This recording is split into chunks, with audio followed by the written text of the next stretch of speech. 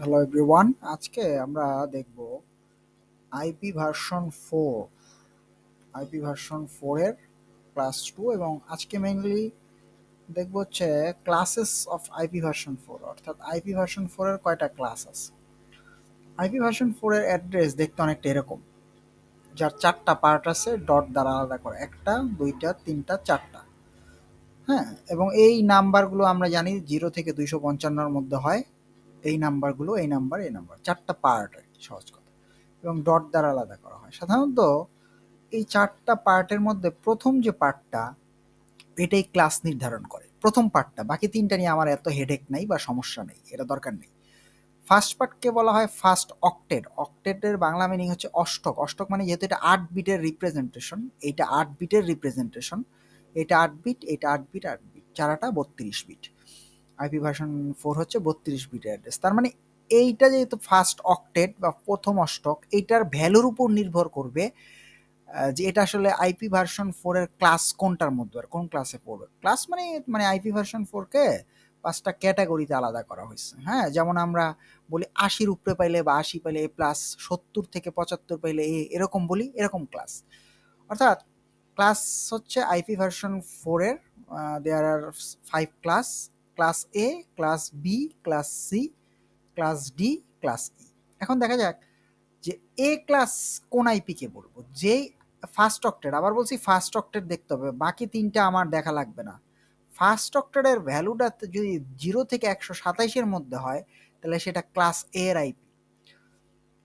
First অক্টেটের ভ্যালুটা যদি 128 থেকে 191 এর মধ্যে হয়, তাহলে সেটা বি ক্লাসের আইপি।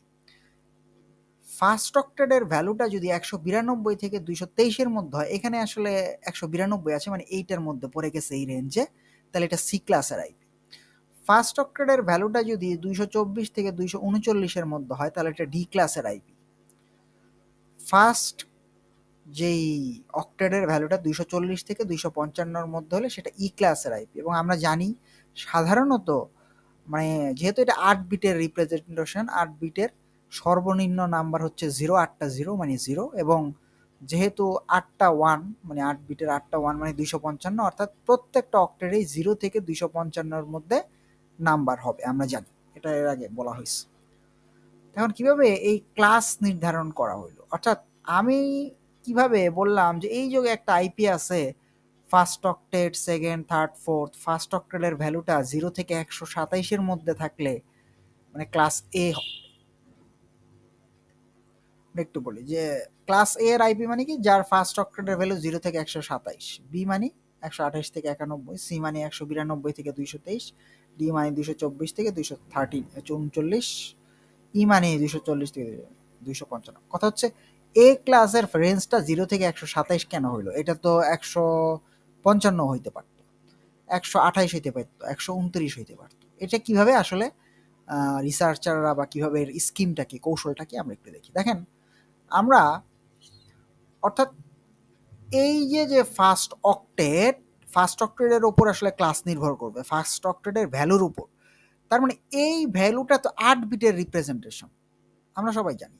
তাহলে 8 বিটের রিপ্রেজেন্টেশন, এটাকে আমি 8টা মানে বিটের আকারে এরকম দিলাম: 1 2 3 4 5 6 7, 8টা ঘর। 8 বিট মানে 8টা ঘর, 1টা 2টা 3টা 4টা 5টা 6টা 7টা।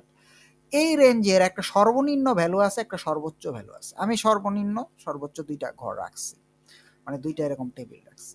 এখন মনে রাখতে হবে যে এই যে আমি নীল কালার দিয়েছি, লাল কালার বা কমলা কালার, এটা হলো ফিক্সড। অর্থাৎ যখন আমি ক্লাস এ আইপি কথা চিন্তা করব, তখন প্রথম 2 বিট ফিক্সড, এই 2 বিট আমি ধরবো না, এই দুইটার ভিতরে 0 ভ্যালু ফিক্সড। এখন সর্বনিম্ন আর সর্বোচ্চ নাম্বার, সর্বনিম্নর জন্য সবগুলা বাকি 7টা বিট, 1 2 3 4 5 6 7টা 0, এবং সর্বোচ্চ ভ্যালুর জন্য আমি বাকি 7টা 1, 1 2 3 4 5 6 7টা 1 দিছি।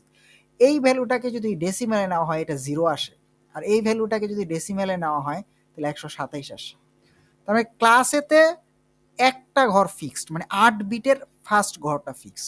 ক্লাস বিতে যখন আসতেছি, মানে এর রেঞ্জটা আমরা বুঝতে পারছি 0 থেকে 127। এই যে ক্লাস বিতে 2 বিট ফিক্সড, অর্থাৎ 2 ঘর ফিক্সড। আচ্ছা, আমরা সাধারণত সর্বনিম্ন নাম্বার দেখি, সর্বোচ্চ। আমি এটা সর্বনিম্ন নাম্বারের ঘর এটা সর্বোচ্চ এবং এর প্রত্যেকটা 8 বিট, তাই না?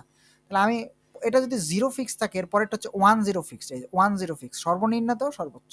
এখন সর্বনিম্ন যে নাম্বার চাই এটার সবগুলাতে বাকি 2টা যেহেতু ফিক্সড, বাকি 6টা ফ্রি আছে। এই 6টাতে আমি 0 বসাই দেব, 1 2 3 4 5 6, 0 বসাই দিলে আমি সর্বনিম্ন রেঞ্জ পাবো। আর সবগুলাতে যদি 1 বসাই দিই 1 2 3 4 5 6, 6টা 1, ওই যে এই দুইটা ফিক্সড ছিল।